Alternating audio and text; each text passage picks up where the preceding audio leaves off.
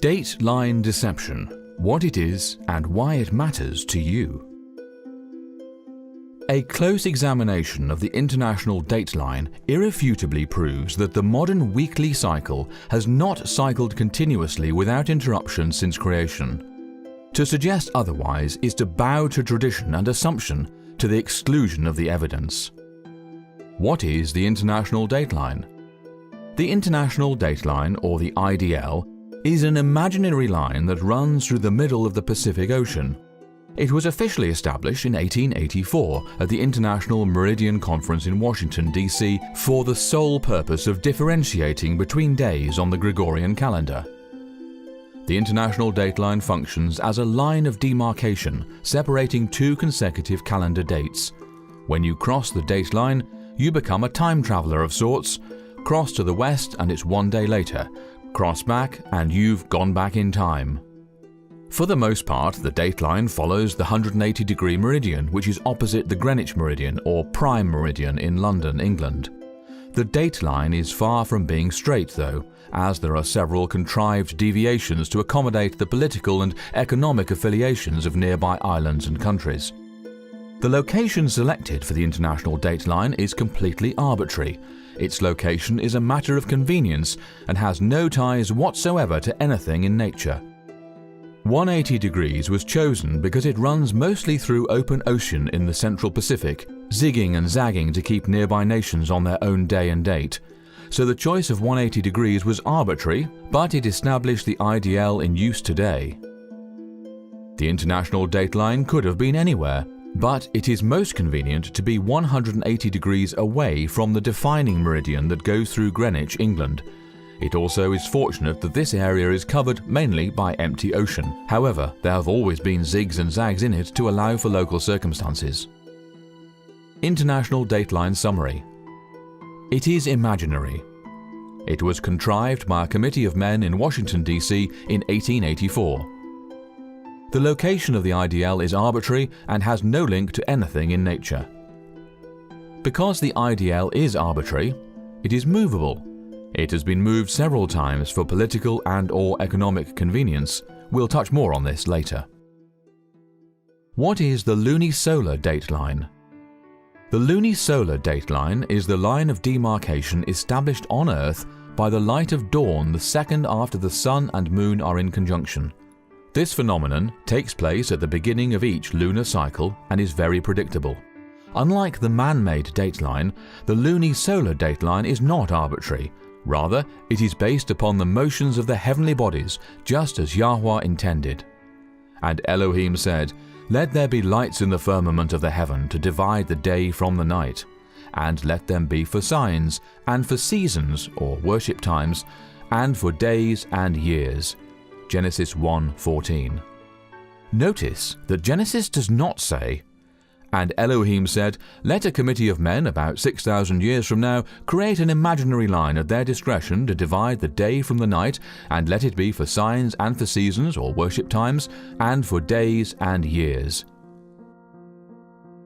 What makes the Luni-Solar dateline so remarkable is that it allows us to differentiate between calendar days without man's inventions, namely the international dateline.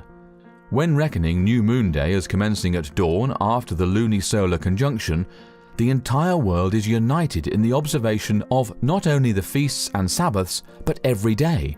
That is to say that everyone on Earth begins their day within the same 24-hour period. Let's explore the inner workings of the Luni-Solar dateline. The first dawn after the Luni-Solar conjunction marks the beginning of the dateline. Dawn then moves forward from that point, bringing with it New Moon Day to the world. Subsequently, 6 workdays follow, and then the 7th-day Sabbath or lunar Sabbath.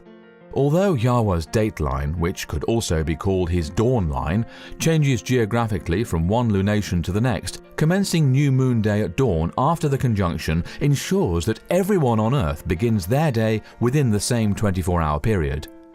Consequently, there is no need whatsoever for man's counterfeit dateline. Had the Father's feast days never been forgotten and his calendar never forsaken, there would have been no reason to conjure up the man-made IDL. How does the international dateline compare with the Luni-Solar dateline? So let's compare the IDL with the Luni-Solar Dateline with a quick question and answer session, shall we? Okay.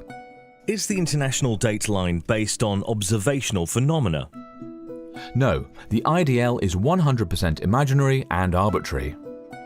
Is the Luni-Solar Dateline based on observable phenomena? Yes, it is based on the motions of the heavenly bodies in accordance with Genesis 1:14. If you were in the right place at the right time and the sun and moon were perfectly aligned, there would be a solar eclipse every new moon. Can the International Dateline be moved by man? Yes. Men have moved the IDL several times for political and/or economic convenience. Can the Luni-Solar Dateline be moved by man? No, because the Luni-Solar Dateline is determined by the heavenly bodies, it's out of man's reach. The Luni-Solar Dateline is under the direct supervision of Father Yahuwah, who by wisdom founded the earth and by understanding established the heavens. Proverbs chapter 3, verse 19. Who created the International Dateline? The IDL was contrived by a committee of men in Washington, D.C. Who created the Luni-Solar Dateline? The Luni-Solar Dateline was established by Yahuwah. It is determined at the beginning of each lunation by the motions of the heavenly bodies, in accordance with Genesis chapter 1, verse 14. When was the International Dateline established? The IDL was established in 1884. When was the Luni-Solar Dateline established? The Luni-Solar Dateline was established at creation with the ordination of the sun and moon. Which dateline do you suppose heaven endorses? Let's look at 6 ways the IDL cannot be heaven's dateline. 1. Waking up. Many today are waking up to the half-truths and outright lies being promulgated within the institutionalized church and are returning to covenant Torah. They are being enlightened to the perpetual nature of Yahuwah's feast days and are zealously promoting a return to set-apart living and observance of all that Yahuwah has commanded. Often overlooked, though, is the calendar being used to calculate the feast days is irreparably pagan. Not only that, but it is inexorably dependent upon the International Dateline. This is a huge problem for those who profess to adhere to Scripture alone. To zealously proclaim sola scriptura while making Yahuwah's feast days subservient to the man-made International Dateline is utterly inconsistent. Pause for a minute and think about this, will you? How can the Sabbaths and the annual feasts be dependent upon a 130-year-old man-made invention? 2. SDAs and the International Dateline. Cognitive dissonance at its best. The Seventh-day Adventist Church has been blessed with a wealth of scriptural truth. One area in particular is their recognition of the tremendous importance of keeping the Sabbath day holy. Sadly, though, SDAs have adamantly rejected the fullness of the 3 angels' messages and the increasing light of biblical calendation. Consequently, they continue to blindly cling to the lopsided theology of exalting the papal Gregorian Saturday, as determined by the man-made IDL, while professing Scripture as the sole rule of faith and duty. Seventh-day Adventists ardently claim that Saturday is the biblical Sabbath, the seal of Yah, and that Sunday is the pagan day of worship, the mark of the beast. Yet they ignore the fact that it is the man-made dateline alone that separates the 2 days. They recognize the importance of keeping the Sabbath and the grave error of exalting the pagan sun day. Yet they have no problem allowing man to determine when the 7th day ends and the following day begins via the International Dateline. This makes no sense. The only difference between the seal of Yah and the mark of the beast in SDA theology is the man-made dateline.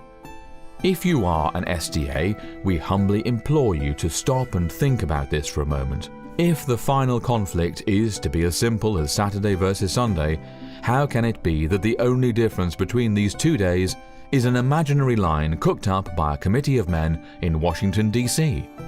And if Saturday is the ancient Sabbath of Scripture, why is it governed exclusively by an 1884 invention?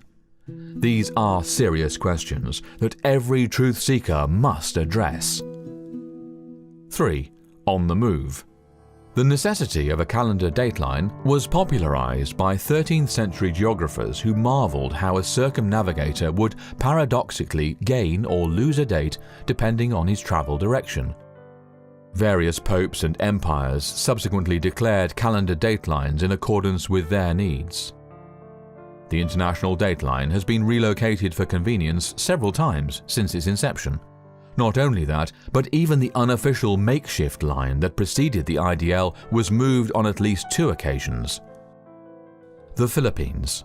In 1844, the Philippines, along with the Mariana Islands, Guam and the Caroline Islands, removed Tuesday, December the 31st from its calendar, shifting the make-believe dateline to the east. Consequently, what had previously been recognized as Friday became Saturday, and what had previously been recognized as Saturday became Sunday.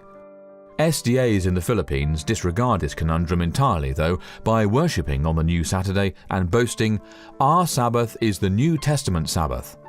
By default, SDA theology demands that those who exalt what had previously been Saturday, the new Sunday, are in danger of receiving the mark of the beast. This is both illogical and inconsistent. How can an honest truth seeker continue to cling to the erroneous doctrine of a continuous weekly cycle in the face of such clear evidence to the contrary? Alaska. When the United States purchased Alaska from Russia in 1867, the makeshift line was moved to the west. Consequently, Alaska observed 2 Fridays in a row. At the instigation of U.S. Secretary of State William Seward, the United States Senate approved the purchase of Alaska from Russia for $7,200,000 on April 9, 1867, and the United States flag was raised on October 18th of that same year, now called Alaska Day. Coincident with the ownership change, the de facto international dateline was moved westward, and Alaska changed from the Julian calendar to the Gregorian calendar. Therefore, for residents, Friday, October 6, 1867 was followed by Friday, October 18th, 1867, 2 Fridays in a row because of the dateline shift. This means that what had previously been recognized as Saturday became Friday, and what had previously been recognized as Sunday became Saturday. Think about it. Saturday Sabbatarians in Alaska today worship on what was Sunday only 150 years ago. Again, the ramifications for the SDA Church are huge because their theology insists that those who persist in Sunday observance will ultimately bear the mark of the beast. How can this be when only 150 years ago their day of worship, Saturday, was Sunday? Integrity demands that Yahuwah's faithful acknowledge the egregious fallacy of making heaven's holy days subordinate to a man-made dateline. Samoan Islands and Tokelau. In 1892, the IDL was moved to the west of the Samoan Islands. This was achieved by observing Monday, July the 4th for 2 consecutive days in the islands. 119 years later, in 2011, Samoa shifted the IDL back to the east by removing Friday, December the 30th from its calendar. Tokelau, a nearby island belonging to New Zealand, made the transition as well. Today, the IDL passes between the islands of Samoa and American Samoa. The majority of SDAs in Samoa now worship on the new Sunday because they say the continuous weekly cycle is what matters. Yet they ignore the fact that the 2011 adjustment was only returning Samoa to the calendar week it was observing prior to 1892. This is utterly nonsensical and again makes clear the fallacy of claiming that the modern week has cycled continuously and without interruption since creation. Kwajalein Atoll. In 1993, Kwajalein, one of the Marshall Islands, removed Saturday, August the 21st from its calendar, causing the IDL to be moved to the east. This brought Kwajalein into harmony with the other islands, which up to that point had been on a different day. Eastern Kiribati. In 1995, Kiribati moved the IDL to the east for administrative convenience. Prior to this, the Republic of Kiribati was divided by the dateline. 4. Modern Jews admit a problem. Within modern Judaism, there are 4 major opinions regarding where the dateline should be. 1. 90 degrees east of Jerusalem. 2. 180 degrees east of Jerusalem. 3. Mid-Pacific, closely resembling the international dateline. 4. There is no specific dateline, observe when the locals do. While no genuine truth seeker should be looking to the Ashkenazi Jews for anything, the fact that there is any debate at all among the self-styled rabbis is indicative of a larger problem. 5. The Patriarchs and Prophets. So, how did the Patriarchs and Prophets manage time? Are we to believe that the antediluvian men of Yah and the post-flood Patriarchs and Prophets used a zigzagging imaginary dateline in the middle of what is now the Pacific Ocean to determine when the Sabbaths and feast days arrived? This is truly absurd. Again, the modern dateline was created in 1884 by mere men for the purpose of worldly commerce. 6.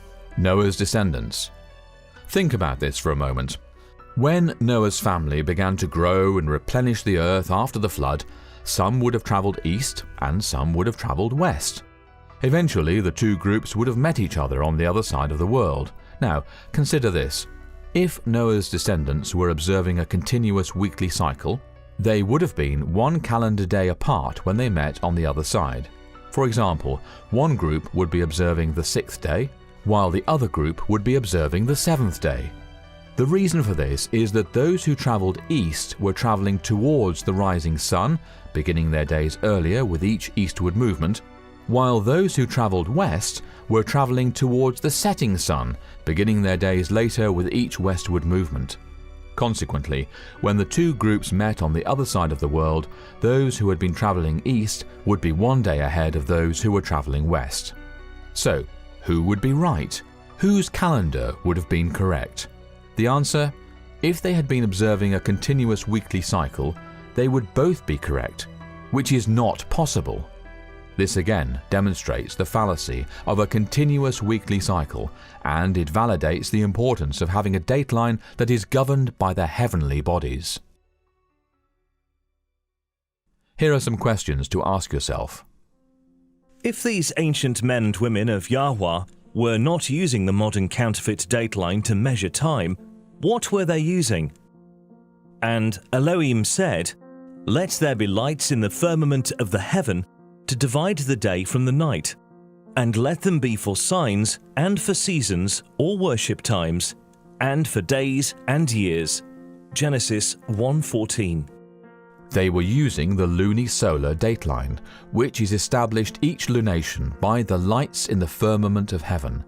If erring men had not abandoned heaven's calendar and neglected Yahuwah's feast days, the counterfeit dateline would never have been necessary. The man-made IDL is the result of open rebellion against heaven. Challenge for all Saturday Sabbatarians, teachers and pastors included. How can you consistently observe a Saturday Sabbath without using the man-made international dateline? You cannot. It is irrefutably impossible to use the Roman Papal Gregorian calendar without also using the man-made dateline, for it is this very line that tells you when to transition from one day to the next. It is this very line that tells you which days to reckon as holy and which days to reckon as common. This perhaps makes no difference to the institutionalized Sunday-keeping churches that teach lawlessness, but to those who are zealous for the things of Yahuwah and who recognize the eternal value of His Sabbaths and feast days, this makes all the difference in the world. If we are to serve the Father without compromise, we must allow His word alone to distinguish for us that which is holy from that which is common. Which is to say, we must use heaven's calendar and heaven's dateline to determine when the Sabbaths and feast days arrive, not man's counterfeit dateline that's only been zigzagging its way through the Pacific Ocean for the last 130 years. Now, we have a challenge for you. Ask your own questions. If you are a Saturday Sabbatarian, ask your pastor, how can we consistently observe a Saturday Sabbath without using the 130-year-old man-made international dateline? If he is honest, he will have to concede that it is impossible.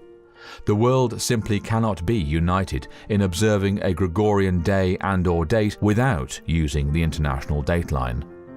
The question that logically follows then is, how can Saturday be heaven's ordained seventh-day Sabbath? There is simply no way around it. If the day matters, then the method used to calculate the day matters too.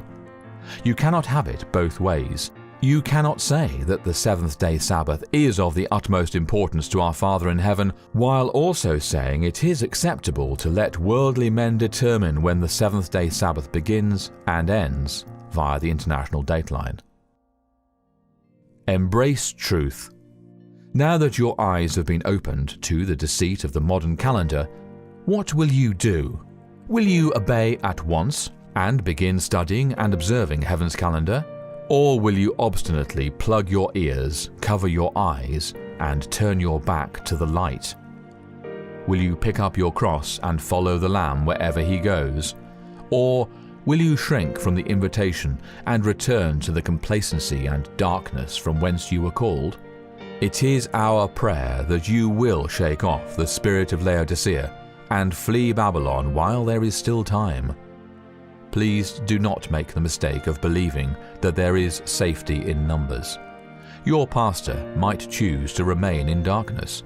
Your church family might prefer the comfort of a pew over the discomfort of bearing the cross. Everyone you know might reject the latter rain and the increasing light of the Father's calendar. This, however, does not excuse you from your responsibility to embrace the truth. Yahuwah has made it known to you. Incomprehensible blessings await those who trust and obey. But the path of the just is as the shining light that shineth more and more unto the perfect day. Proverbs chapter 4, verse 18. For more on this and other exciting end-time topics, please visit worldslastchance.com.